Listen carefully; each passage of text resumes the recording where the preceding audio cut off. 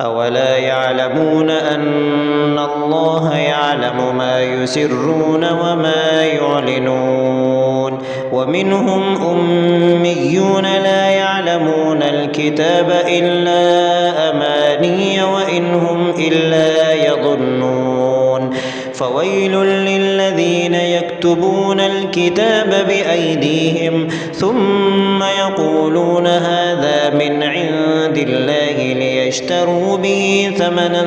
قليلا فويل لهم مما كتبت أيديهم وويل لهم مما يكسبون وقالوا لن تمسنا النار إلا أياما معدودة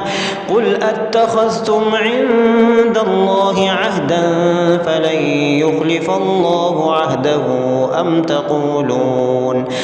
تقولون على الله ما لا تعلمون بلى من كسب سيئة وأحاطت به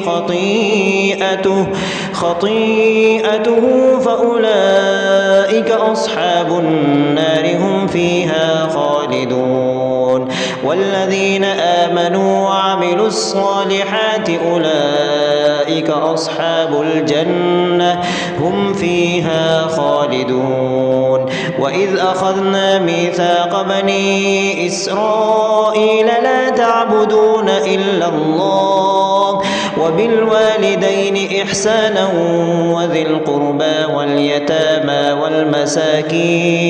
والمساكين وقولوا للناس حسنا وأقيموا الصلاة وآتوا الزكاة ثم توليتم إلا قليلا منكم